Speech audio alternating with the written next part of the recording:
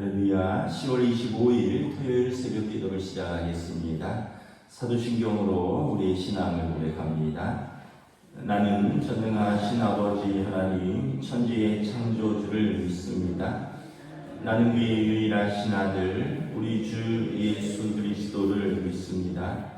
그는 성령으로 잉태되어 동정녀 마리아에게서 나시고 본디오 빌라도에게 고난을 받아 십자가에 못 박혀 죽으시고 장사된 지 사흘 만에 죽은 자 가운데서 다시 살아나셨으며 하늘에 오르시어 전능하신 아버지 하나님 우편에 앉아 계시다가 거기로부터 살아있는 자와 죽은 자를 심판하러 오십니다. 나는 성령을 믿으며 거룩한 공교회와 성도의 교제와 죄를 용서받는 것과 몸의 부활과 영생을 믿습니다. 아멘. 찬송가 368장 찬양하시겠습니다. 찬송가 368장입니다.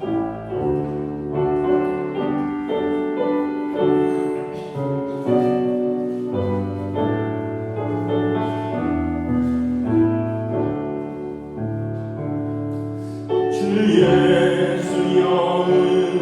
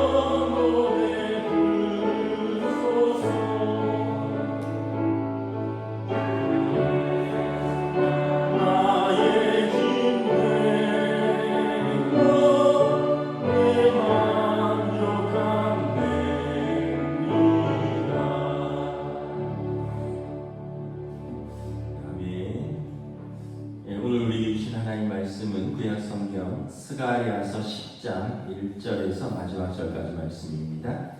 구약성경 스가랴서 10장입니다. 1321페이지입니다. 구약성경 1321페이지 스가랴서 10장 1절에서 14절까지 말씀입니다. 다 찾으신 줄 알고 저 여러분들이 한 절씩 교도하도록 하겠습니다. 봄비가 올 때에 여호와 곧 구름을 일게 하시는 여호와께 비를 구하라. 우리에게 소낙비를 내려서 밭에 채소를 각 사람에게 주시리라. 그라빔들은 허탄한 것을 말하며 복술자는 진실하지 않은 것을 보고 거짓 꿈을 말하는지 그 위로가 헛됨으로 백성들이 양같이 유리하며 목자가 없으므로 곤고를 당하나니 내가 목자들에게 노를 바라며 내가 숫 염소들을 벌하리라. 만군의 여호와가 그 무리 곧 유다 족속을 돌보아 그들을 전쟁의 준마와 같게 하리니 모퉁이돌이 그에게서 말뚝이 그에게서 싸우는 활이 그에게서 권세 잡은 자가 다 일제 그에게서 나와서 싸울 때 용사같이 거리의 진흙 중에 원수를 밟을 것이라. 여호와가 그들과 함께 한즉 그들이 싸워 말탄 자들을 부끄럽게 하리라. 내가 유다 족속을 견고하게 하며 유다 족속을 구원할지라. 내가 그들을 긍휼히 여김으로 그들이 돌아오게 하리니 그들은 내가 내버린 일이 없었음 같이 되리라. 나는 그들의 하나님 여호와가 내가 그들에게 들으리라. 에브라임이 용사 같아서 포도주를 마심같이 마음이 즐거울 것이요 그들의 자손을 보고 기뻐하며 여호와로 말미암아 마음에 즐거워하리라. 내가 그들을 향하여 휘파람을 불어 그들을 모을 것은 내가 그들을 구속하였습니다. 그들이 전에 번성하던 것 같이 번성하리라. 내가 그들을 여러 백성들 가운데 흩으려니와 그들이 먼 곳에서 나를 기억하고 그들이 살아서 그들의 자녀들과 함께 돌아올지라. 내가 그들을 애굽 땅에서 돌아오게 하며 그들을 아수르에서부터 모으며 길앗 땅과 레바논으로 그들을 이끌어가리니 그들이 거할 것이 부족하리라.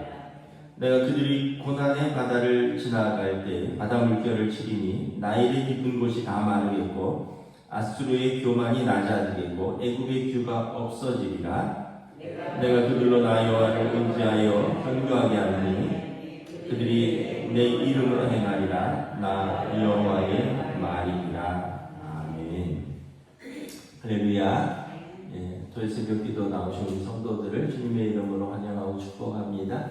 한번 인사하겠습니다. 한 주간 평안하셨습니까?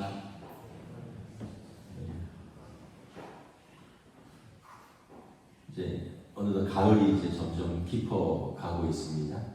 저는 이렇게 국화가 마당에 내놓는데 오고 가면서 이렇게 매일 보면서 잘 자라고 있다. 가을이 깊어가고 있다. 하나님의 은혜가 깊어가고 있다. 이렇게 매일 눈으로 확인을 하고 있습니다. 우리 스가랴서 10장 말씀을 보는데 새벽 기도가 이름 스가랴서죠. 포로기 이후의 선지자라고 했습니다. 바벨론에서 포로로 잡혀가서 70년의 유대 생활이 끝나고 페르시아의 고레스 왕 원년에 이스라엘은 너희 땅으로 돌아가라 허락이 떨어지죠. 그래서 제사장 가문에 이제 총독 스룹바벨이 5만 명을 이끌고 1차 귀환을 합니다. 그리고 제일 먼저 와서 성전을 2년 만에 재건을 하는데 재건을 완전히 못하죠. 기초만 쌓고 그리고 16년 동안 재건이 안 되는 상태에서 학계, 스가랴, 에스라 이런 선지자들이 환상과 하나님의 계시를 통해서 이스라엘의 지도자들 이제 총독 스룹바벨 또 대제사장 여호수아 또 나중에 오는 또 다른 총독 느헤미야 이 사람들을 격려하고 백성들을 격려해서 앞에 큰 산과 같은 외압이 있고 또 이것은 보잘것없는 작은 일이다 하는 그 패배한 그 낙심 또 학습된 패배주의에 빠져있는 그들에게 하나님이 너희와 함께 하신다라고 용기를 불러 넣어주면서 성전 재건을 독려하는데 이제 이 눈에 보이는 성전뿐만 아니라 장차 임하실 메시아의 왕국에 이스라엘이 완전히 언약대로 회복하리라라는 것을 선포하는 말씀이 이제 포로기 이후의 선지자들의 말씀입니다.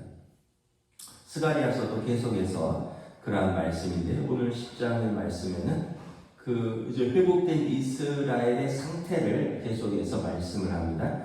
우리 1절만 한번 다시 공독하겠습니다.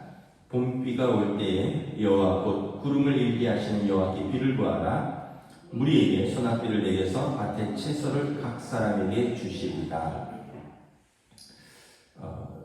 이 봄비가 임할 때 비를 구하라. 이 말은 그 이스라엘 땅은 중요한 두 비가 있습니다. 늦은 비와 이른 비라 그러는데 이제 가을에 내리는 비를 이제 사실은 가을에 내리는 비가 이른 비입니다. 왜냐하면 이 사람 유대력으로는 이제 7월이 신년이기 때문에 가을에 내리는 비가 이른 비고요. 봄에 내리는 비가 늦은 비입니다. 그래서 이 씨앗을 파종을 하고 비가 와야지 땅에 그 씨앗이 발화를 하고 뿌리가 안착되고 순이 돋아 나오는 거죠. 그리고 이제 늦은 비, 봄비가 올 때 이제 이것들이 또 이렇게 결실하도록 또 비가 필요한 것이죠. 그러니까 이 비가 와야 될 때 와야 되는데 그 이스라엘은 특별히 사막 기후이기 때문에 뭐 비가 올 수도 있고 안 올 수도 있는 거죠. 우리도 그렇잖아요. 우리도 지난 강릉에 얼마나 비가 안 와서 고생을 했습니까? 또 희한하게 다른 지역은 또 비가 온다는데 또 그쪽은 또 안 오기도 하고 또 비가 안 와도 다른 지역은 치수를 잘 해서 문제가 없다는데 그쪽은 또 뭐 문제가 생기기도 하고 하여간 이게 참 우리가 관리를 잘해야 되는 것도 있고요. 하늘만 바라봐야 될 때도 있고 오늘 말씀에 보면 당연히 비가 오는 것이 아니다. 하나님이 구름을 모으고 그리고 하나님께서 비를 주실 때 비가 오는 것이다. 봄비가 올 때 비를 구하라는 거예요. 그래야지 밭의 채소들이 열매를 맺고 각 사람에게 나누어 주리라. 그러니까 우리가 우리 삶에 당연한 건 없다. 하나님의 은혜를 구하고 또 하나님께 기도하는 성도들에게 하나님께서 은혜를 베푸시는 것이 가만히 있는데 당연하게 주어지는 것, 물론 그것도 은혜이긴 하지만 당연하고 거저 주어지는 것은 없다. 이제 어떻게 보면 인간의 삶에서 우리가 이렇게 아이들이 태어나서 건강하게 자라고 제때 학교 다니고 뭐 제때 군대 갔다 오고 제때 직장 다니고 뭐 제때 결혼하고 뭐 또 제때 또 자기 아이들을 낳고 제때 뭘 한다는 게 옛날에는 특별히 어려운 게 아닌데 요즘은 굉장히 어려운 시대가 되었습니다. 어제도 이렇게 제가 신방을 하면서 우리 권사님들하고 얘기를 들어보니까 다 20살, 21살, 22살, 뭐 많아도 25살 이때 뭐 첫 아이를 낳으시고 그러시더라고요. 우리 제가 이렇게 권사님들하고 이야기를 하면서 참 옛날에는 진짜 20살만 넘으면 다 시집 갔구나. 그러니까 뭐 그때는 그게 당연하고 또 그리고 뭐 어제도 보니까 뭐 다 3남매씩 낳았더라고요. 그러니까 이게 당연하고 또 그런 것이 마땅한 줄 알았는데 요즘은 보면은 뭐 20살이 뭐예요? 30살이 뭐예요? 아이고 40이라도 가면 또 다행이고 또 뭐 안 가는 청년도 있고 자매도 있고 뭐 그러기도 하고 또 뭐 옛날처럼 둘, 셋 뭐 그 산하제한 할 때 저희 때도 셋 낳는다고 그때 뭐 포스터 있었잖아요. 둘만 낳아 잘 뭐 기르자 뭐 아들딸 구별 말고 아들 구하느라고 막 셋까지 낳고 그러지 말고 뭐 둘만 낳아 잘 기르자. 하여튼 저희 부모님 세대는 뭐 셋은 뭐 일반적이었으니까. 근데 요즘은 뭐 하나도 귀한 세대가 아닙니까? 그래서 사실은 이 모든 과정에 아이를 낳고 키우고 학교 가고 군대 가고 직장 생활하고 결혼하고 집 사고 또 그 아이들이 아이를 낳고 또 그 아이들을 키우고 이 모든 과정이 사실은 다 하나님의 은혜가 있어야 된다라는 것을 깨닫습니다. 지난 주 중에 저희 대학 선배고 신대원 선배 목사님 사모님이 별세를 하셨어요. 이분이 70년생인데 이제 55세인 거죠. 근데 이 이분도 일찍 결혼해서 셋째를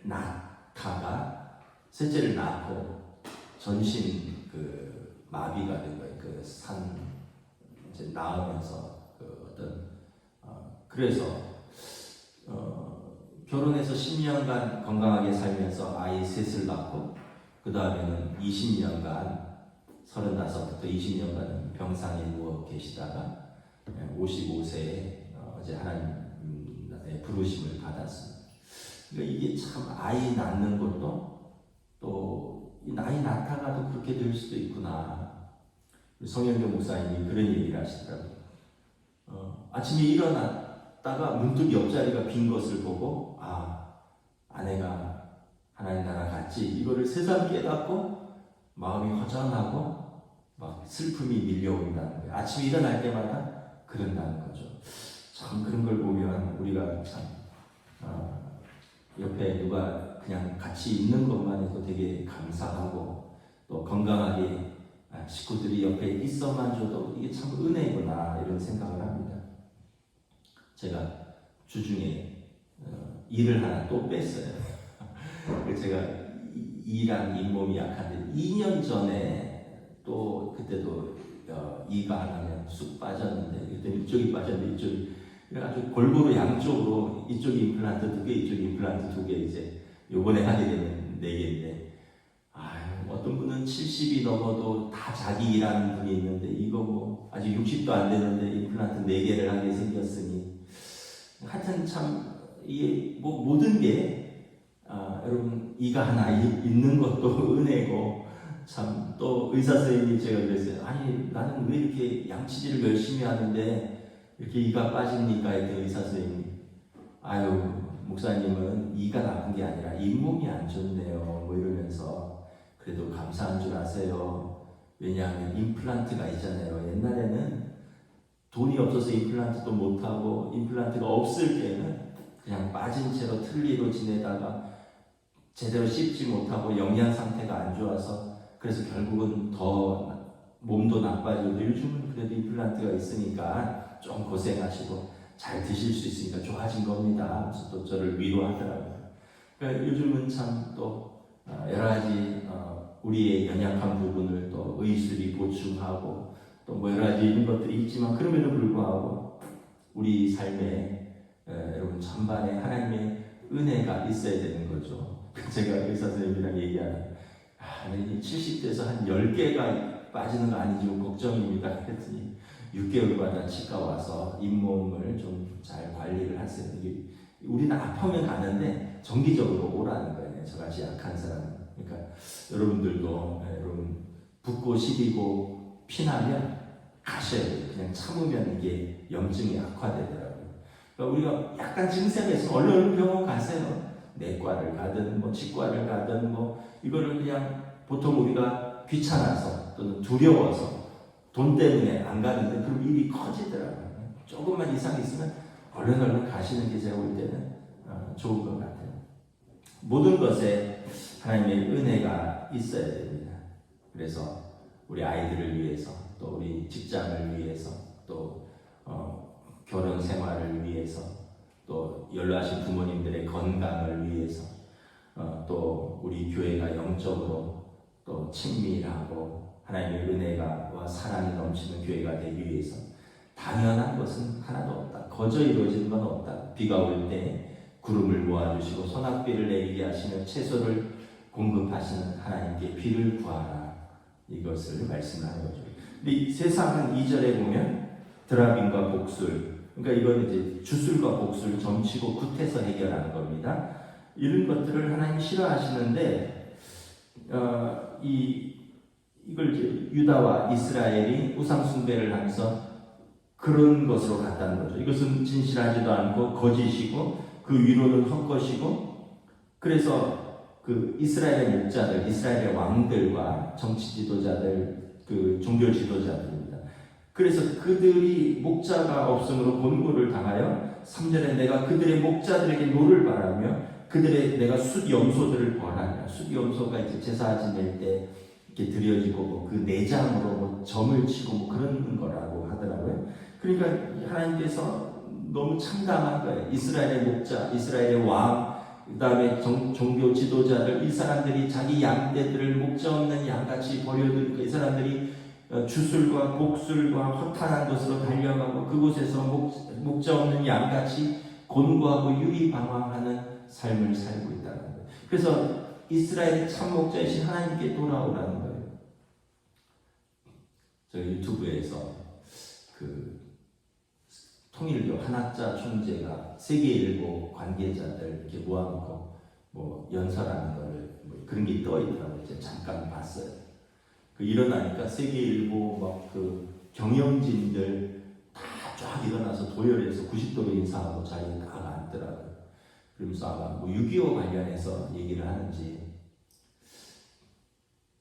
왜 6.25 때 세계 각국의 연합군들이 와서 우리나라를 도와줬는지 아나? 뭐 이러더라고요.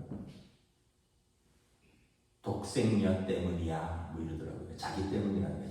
자기가 태어나서 자기가 있어야 되기 때문에 이거 하나님의 뜻으로 세계 각국에서 유엔군이 와서 전쟁에 빠진 이 나라를 위해서 대신 싸워줬다는 거죠. 이게 다 홀리마더 독생녀 때문이야. 알겠나? 이러더라고요. 네. 이러더라고요. 그걸 보면서 이 언론사인데 세계일보 거기에 기자들이 물론 이제 종교적인 신념도 있을 것이고 또 생계 때문에 그곳에서 일하는 분도 있겠지만 그 얘기를 들으면서 네 알겠습니다 뭐 이러는 것도 참 기괴하더라고요.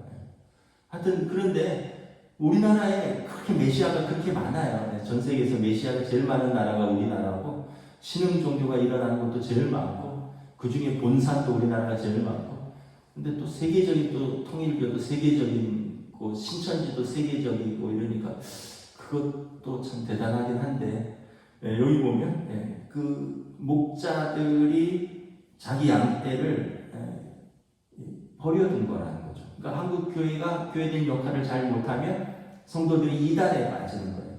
그래서 온전히 하나님의 말씀을 가르치고 선포하고 또 그 말씀으로 돌보지 못하면 사람들이 그 영혼들이 곤고하니까 목자 없는 유리 방황하는 양처럼 주술과 복술과 점치는 자들을 내게 찾아간다는 거죠. 그러나 이제 메시아께서 오시면 이스라엘의 이제 참 목자이시죠. 하나님께서 자기 백성을 위해서 친히 악한 자들과 싸울 것입니다. 4절에 보면 모퉁이 돌이 그에게서 말뚝이 그에게서 싸우는 활이 그에게서 권세 잡은 자가 그에게서 다 나올 것이다. 이 모퉁이 돌은 그 우리 신약 성경에 보면 예수 그리스도 하나님의 아들이 하나님으로부터 오셔서 그 하나님의 집에 모퉁이 돌 건축자들이 버린 돌이 모퉁이 돌이 되어서 그 위에 집들이 올라가는. 그러니까 이제 메시아가 오시면 하나님께서 자기 백성을 위하여 친히 악한 자들과 싸우실 것이고 그래서 5절에 보면 그의 대적들이 하나님과 백성과 싸우다가 하나님이 그들과 함께 하시니 부끄러워할 것이고 6절에 유다 족속을 견고하게 하며 요셉 족속을 긍휼히 여길 것입니다. 유다 족속은 유다 지파를 중심으로 한 남유다고요. 요셉 족속은 요셉의 두 아들 에브라임과 므낫세를 중심으로 한 북이스라엘입니다. 두 나라가 나뉘었지만 이제 두 나라는 다 하나님께서 그들과 언약을 맺은 아브라함의 자손들이니 하나님께서 내가 그 언약을 신실하게 지키고 내가 그들을 버린 일이 없다. 내가 그들을 긍휼히 불쌍히 여기리라. 그래서 7절에 보면 그러므로 에브라임은 이제 아시리아에 의해서 752년에 먼저 멸망을 했고 흩어졌죠. 그 다음에 주전 586년에 남유다가 바벨론에 의해서 멸망하고 흩어졌는데 이제 그들이 회복되어서 그들이 그 용사들이 포도주를 마시며 마음이 즐거워하며 여호와로 인하여 그 마음이 즐거워할 것이다. 그래서 그들이 삶이 회복되고 그들이 다시 하나님으로 인하여 즐거워하는 그 회복의 상태를 맞이할 것이다. 그래서 흩으시는 자도 여호와시지만 모으시는 자도 여호와시라는 거예요. 8절에 보면 내가 그들을 향하여 휘파람을 불어 그들을 모을 것은 휘파람은 목자가 양을 부를 때 쓰는 방법입니다. 우리 무슨 이렇게 TV 같은데 그런 다큐멘터리나 그런 거 보면 목자가 휘바람을 휙 불면 양들이 이제 목자의 휘바람을 쫙 알아들어요. 제가 언제가 영상을 봤는데 그런 목장에 가서 다른 사람들이 휘파람을 불었는데 일체 반응을 안 해요. 뭐 휘파람 부는 방법이 다른 건지 아니면 뭐 휘파람의 세기와 길이가 다른 건지 그 관람객들이 가서 휘파람을 이렇게 따라 불러보는데 반응을 안 해요. 근데 목자가 휘파람을 딱 불면 귀신같이 양들이 그걸 알아듣고 막 몰려옵니다. 그 뒤에 이제 보더콜리라고 하는 개가 이제 뭐 양을 몰기도 하지만 신기하더라고요. 양이 목자의 휘파람 소리를 정확하게 알아듣습니다. 하나님이 목자 되신 그 하나님께서 자기 백성을 향하여 휘파람을 부니까 자기 백성들이 모이는데 흩어져 있는 그들이 막 모입니다. 어디에서부터 모이냐? 10절에 보면 애굽 땅에서부터 모이고 아수르에서부터 모이고 길르앗 땅과 레바논으로부터 모입니다. 애굽은 그 이스라엘이 유배되었던 첫 번째 나라잖아요. 이집트. 바벨론, 아수르는 이스라엘이 유배되었던 두 번째 나라입니다. 그러니까 그들이 흩어진 나라들의 상징이에요. 그 외에도 길르앗과 레바논과 모든, 지금 제가 알기로 팔레스틴에 사는 유대인이 10,000,000명이고요. 팔레스틴 밖에 사는 유대인이 10,000,000명입니다. 이 사람들이 동유럽, 뭐 러시아, 폴란드, 헝가리, 뭐 독일, 유럽 여러 곳, 그다음에 미국, 뭐 그다음에 아프리카 쪽에도 꽤 많고요. 중앙아시아 쪽에도 꽤 많습니다. 거의 전 세계에 걸쳐서 흩어져 있고 일본에도 조금 있다 그래요. 근데 우리나라는 거의 없는 걸로 알고 있고요.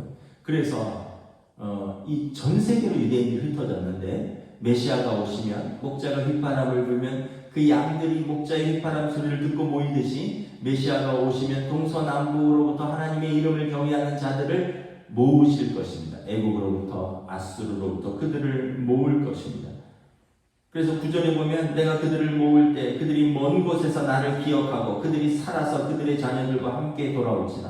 먼 곳에서, 지금 바벨론에서 1차 귀환했잖아요. 그들이 에스겔서에 보면 그 발 강가에서 수금을 걸어놓고 울었습니다. 하나님에 대한 회개와 또 하나님 앞에서의 회복을 구하면서 회개할 때 하나님께서 그들의 그를 기억하시고 그들을 불러모으실 때 그들의 자녀들이 다시 고토로 돌아올 것입니다. 마치 탕자의 비유에서 아버지 집을 떠난 그 아들이 아버지 집을 기억할 때, 그리고 아버지가 나를 맞아주실지 어떨지 모르지만 아버지 집으로 돌아갔을 때 노심초사 아들을 기다리다가 맨발로 뛰어나가서 아들을 환영하는 그 아버지의 마음처럼 그 바벨론 땅에서 그 발강가에서 수금을 걸어놓고 우는 그 자기 백성을 향하여 하나님 휘바람을 부시고 이방왕 고레스의 마음을 감동시켜서 자기 백성을 다시 돌려보내시는 그 하나님의 그 부르심, 그리고 하나님의 그 자기 자녀들을 긍휼히 여기신, 그리고 자기 백성을 다시 회복시킴을 오늘 선포하는 것입니다. 그러니까 지금 이 스가랴 선지자는 돌아왔지만 크게 낙심 가운데 있는 그 백성들에게 하나님의 회복이 있다. 하나님께서 당신들을 잊지 않았다. 하나님께서 당신들을 긍휼히 여기신다. 그리고 다시 당신들이 번성할 것이며 당신들이 다시 포도주를 마시며 당신들이 다시 하나님 앞에서 예배하며 기뻐할 날이 있다. 그래서 성전 재건을 독려하고 그리고 다시 영적으로 재건을 하라고 격려하는 말씀인 것입니다. 그래서 이것은 단순한 지리적 귀환이 아니라 영적인 회복을 의미하는 것이죠. 11절에 보면 하나님이 자기 백성과 함께 하십니다. 그들이 고난의 바다를 지나갈 때 홍해 바다를 의미하는 것이고, 또 그때 바다 물결을 치셨습니다. 그 바다 물결이 좌우로 갈라지고 나일의 깊은 곳이 많았죠. 나일강과 홍해 바다를 마른 땅과 같이 건넜고 아수르의 교만이 낮아지고 애굽의 규가 없어지리라. 아수르의 교만을 바벨론이 꺾었고 바벨론의 교만을 바사 제국 페르시아가 꺾었고 페르시아의 교만을 그리스 헬라 제국이 꺾었고 헬라의 교만을 로마 제국이 꺾었고, 하나님께서 통치하시고 그들의 세상의 교만을 꺾고 애굽의 규를 없어지리라. 규는 파라오의 통치국이거든요. 지금 여러분 이집트에 파라오가 있습니까? 이집트의 대통령이 뭐 세계를 호령합니까? 하나님께서 다스리시면 그들의 교만이 꺾이고 그들 자기 백성은 고난의 바다를 지날지라도 하나님께서 그 물결을 치시고 그 깊은 나일강을 하나님께서 마르도록 인도하신다라는 거예요. 그래서 12절에 우리 12절 함께 읽고 마치겠습니다. 내가 그들로 나 여호와를 의지하여 견고하게 하리니 그들이 내 이름으로 행하리라. 나 여호와의 말이니라. 네, 하나님께서 자기 백성을 회복시키실 뿐만 아니라 하나님의 이름으로 살아가는 새로운 정체성을 다시 회복할 것이다. 그러므로 이제 포로에서 귀환한 이스라엘에게 힘내라, 이 말씀을 하는 것입니다. 저나 여러분이나 여러분 비가 필요할 때 비를 주시기를 기도하고, 하나님의 은혜로 흩으시는 분도 하나님이시지만 불쌍히 여기시고 모으시는 분도 하나님이시니 자기 백성에 대한 언약을 신실히 지키시는 하나님 앞에서 우리가 믿음으로 담대하게 살아가며 승리하시기를 우리 주님의 이름으로 축복합니다. 기도하겠습니다. 하나님 은혜를 감사합니다. 포로에서 귀환했지만 성전 재건의 기초를 놓고 무려 16년간 손을 놓고 낙심하고 시리에 빠져있는 자기 백성들에게 하나님께서 선지자를 보내어 환상과 계시를 통하여 이스라엘을 격려하시고 그들의 삶을 회복시키시고 다시 성전을 재건하고 영적인 회복을 하며 또 지도자들인 스룹바벨과 여호수아와 느헤미야와 학개와 스가랴와 에스라와 이런 모든 선지자들과 지도자들이 함께 합심하여 자기 백성을 일으키시려는 하나님의 사랑의 호소를 우리가 또한 말씀을 통하여 깨닫습니다. 오늘 우리의 삶에서도 하나님의 은혜가 필요합니다. 모든 것이 당연한 것이 아니라 하나님께서 은혜 주실 때 우리가 얻는 것이고, 하나님께서 긍휼히 여기시고 돌보실 때 우리가 그 은혜 가운데 살아가시는 것을 고백하며 사랑하는 우리 성도들, 또 그들의 가정, 그들의 자녀들, 또 우리의 직장, 일터, 사업, 그리고 무엇보다 하나님의 교회가 은혜와 평강 가운데 든든히 서며 하나님의 은혜 가운데 우리가 하나님을 찬양하며 예배하며 하나님 안에서 즐거워하는 삶을 살 수 있도록 성령님 인도하여 주시옵소서. 감사를 드리오며 우리 주 예수 그리스도 이름으로 기도드리옵나이다. 아멘.